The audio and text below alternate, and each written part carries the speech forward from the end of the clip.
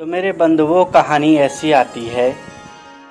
एक बार एक शिष्य ने अपने गुरुदेव भगवान से कहा कि हे गुरुदेव भगवान, आप अक्सर अपने प्रवचनों में एक बात कहते रहते हैं कि यह मनुष्य इस सृष्टि का, इस समष्टि का, इस प्रकृति का सबसे ज़्यादा लोभी प्राणी है। तो गुरुदेव भगवान, जिस मनुष्य के पास पशुओं से, पक्षियों से ज़्यादा बुद्धि है, विवेक भी है, तो वह मनुष्य सबसे ज़्यादा लोभी कैसे हो गया है। गुरुदेव भगवान ने कहा कि प्रत्यक्षम किम प्रमाणम, प्रत्यक्ष को किसी प्रमाण की आवश्यकता नहीं होती है। हे बेटा, एक छोटी सी परीक्षा ले लेते हैं, उससे यह बात सिद्ध हो जाएगी, आपके समझ में अच्छे से बात आ जाएगी। गुरुदेव भगवान ने शिष्यों को आज्ञा दी कि रास्ते में एक चीनी की बोरी रखी जाए, एक चीनी का कट्टा रखा जाए और दूर से हम लोग उसे देखते रहें कि होता क्या है।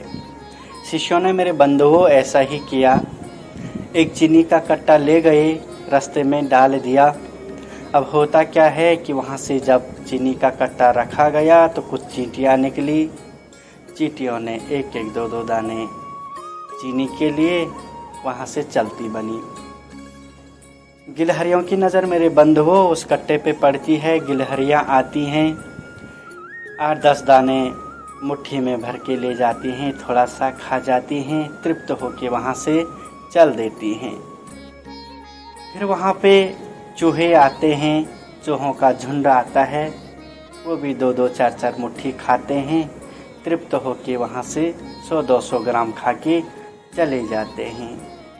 फिर वहाँ पे मेरे बंधुओं, बंदरों का झुंड आता है। बंदरों को पता लगता है कि यहाँ पे चीनी का कट्टा है, वो भी आते हैं, वो भी 8-10 मुट्ठी 100-200 ग्राम वहाँ पे चीनी को खा जाते हैं।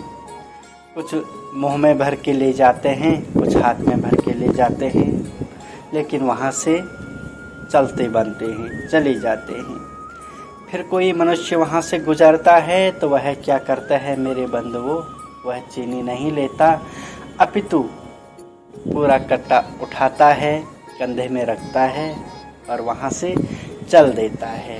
इतना होना था कि गुरुदेव भगवान शिष्य की तरफ देखे, मुस्कुरा दिए। शिष्य ने भी गुरुदेव भगवान की तरफ देखा, हाथ जोड़ के मुस्कुरा दिए, मन ही मन स्वीकारा कि हे गुरुदेव भगवान, आप सत्य ही कहते थे। इस घटना से यह सिद्ध हो जाता है कि मनुष्य ही इस सृष्टि का, इस समष्टि का, इस प्रकृति का सबसे ज़्यादा लोभी प्राणी है, जो आज में कम, वर्तमान में कम, भविष्य में ज़्यादा जीता है। और यह लोभ, यह भविष्य का भय ही मेरे बंधुओं, यह उसकी संग्रह वृत्ति ही उसके दुखों का मूल कारण बनती है।